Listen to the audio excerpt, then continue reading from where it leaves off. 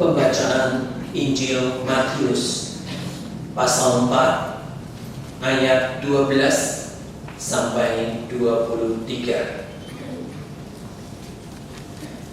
Tetapi waktu Yesus mendengar bahwa Yohanes telah ditangkap, menyingkirlah ia ke Galilea. Ia meninggalkan Nazaret dan diam di Kapernaum di tepi danau di daerah Zebulon dan Naftali, supaya genaplah firman yang disampaikan oleh Nabi Yesaya. Tanah Zebulon dan tanah Naftali, jalan ke laut, daerah seberang sungai Yordan, Galilea, wilayah bangsa-bangsa lain. Bangsa yang diam dalam kegelapan telah melihat terang yang besar, dan bagi mereka yang diam di negeri yang dinaungi maut telah terbit terang. Sejak waktu itulah Yesus memberitakan, "Bertobatlah, sebab kerajaan surga sudah dekat." Dan ketika Yesus sedang berjalan menyusur danau Galilea, ia melihat dua orang bersaudara, yaitu Simon yang disebut Petrus dan Andreas saudaranya. Mereka sedang menebarkan jala di danau, sebab mereka penjala ikan. Yesus berkata kepada mereka, "Mari, ikutlah aku, dan kamu akan kujadikan penjala manusia." Lalu mereka pun segera meninggalkan jalannya dan mengikuti dia. Dan setelah Yesus pergi dari sana, dilihatnya pula dua orang bersaudara, yaitu Yakobus anak Zebedeus dan Yohanes saudaranya, bersama ayah mereka Zebedeus, sedang membereskan jala di dalam perahu. Yesus memanggil mereka, dan mereka segera meninggalkan perahu serta ayahnya, lalu mengikuti dia. Yesus pun berkeliling di seluruh Galilea. Ia mengajar dalam rumah-rumah ibadat dan memberitakan Injil Kerajaan Allah, serta melenyapkan segala penyakit dan kelemahan di antara bangsa itu. Demikianlah Injil Tuhan Yesus Kristus. Berbahagialah setiap orang yang mendengarkan firman Allah, tetapi yang juga memeliharanya. Haleluya.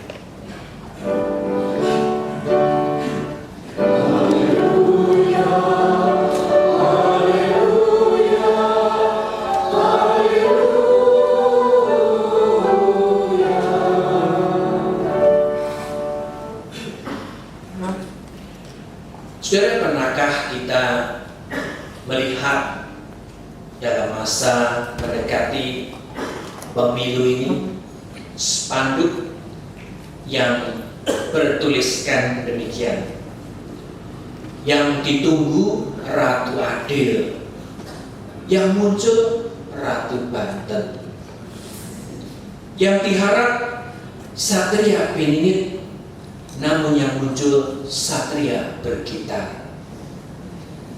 Nah, saudara, spanduk yang menyindir para elit politik yang mengejar kekuasaan, di situ dipasang sebagai cerminan kekecewaan masyarakat kita akan tokoh-tokoh elit politik yang tidak diharapkan. Ada yang sampai begitu apatis dan mengatakan bahwa nanti kalau pemilu lagi 2 bulan lagi, saya tidak mau pilih, saya golput saja, takut nanti saya dikecewakan lagi. Nah, saudara, hal yang sama juga terjadi di dalam sejarah kerajaan Israel. Saudara, Daud adalah raja Israel yang paling dikagumi. Tetapi saudara, setelah Daud, tidak ada raja yang seperti dia. Salomo anaknya memang seorang yang bijaksana, tetapi pada akhirnya masa tuanya jauh daripada Tuhan. Dan setelah Salomo, maka kerajaan Israel itu terpecah jadi dua. Yang satu disebut kerajaan Israel Utara, dan yang satu lagi kerajaan Israel Selatan yang seringkali disebut Yehuda. Masing-masing baik utara maupun selatan dipimpin oleh raja-raja secara berganti-ganti.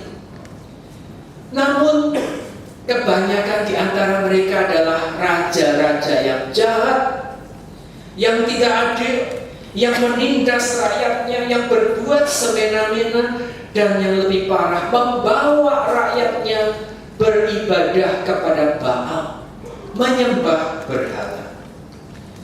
Setiap kali itu pula Tuhan mengutus nabinya menegur raja yang demikian. Setiap kali itu pula Tuhan mengutus nabinya untuk mengingatkan agar mereka bertobat.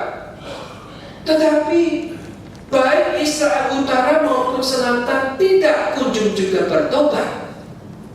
Sehingga pada akhirnya saudara, Tuhan mengizinkan bangsa Asyur, bangsa yang tidak bersunat itu, meruntuhkan, menghancurkan kerajaan Israel utara pada tahun 722 sebelum Masehi. Dan saudara, pada saat itu seharusnya Israel Selatan atau Yehuda itu sadar dan bertobat. Mereka harusnya belajar dari saudaranya di utara itu. Tetapi mereka malah mengatakan, ya di utara itu bisa hancur karena di sana tidak ada bait Allah. Tapi di selatan itu akan ada kota Yerusalem. Maka di situ ada bait Allah, tidak mungkin Tuhan membiarkan kota sucinya hancur. Nah saudara, inilah yang diserukan oleh Nabi Yeremia dalam Yeremia pasal 7. Mereka yang berseru, ini bait Allah, ini bait Allah, itu adalah perkataan dusta. Jadi saudara sekalian, Israel itu bangga akan identitas sebagai bangsa pilihan Tuhan. Tetapi kebanggaan itu tidak sejalan dengan kualitas sebagai umat pilihan. Mereka hanya bangga akan identitas, tapi tidak punya kualitas. Saudara, Yesaya hidup pada tahun-tahun terakhir keruntuhan kerajaan Israel utara. Pada saat itu Yesaya menubuatkan datangnya Raja Damai. Di tengah kekalutan masa kepemimpinan Raja Ahaz yang tidak baik dan jahat, Yesaya menubuatkan tentang datangnya seorang Raja Damai. Bangsa yang berjalan di dalam kegelapan telah melihat terang yang besar. Mereka yang diam di negeri kekelaman, atasnya terang telah bersinar. Ayat ini sering kita kenal kalau mendekati Natal. Sehingga di ayat 14 disebutkan Immanuel, Allah beserta kita. Nah saudara, itulah Mesias yang akan datang dari tahta Daud.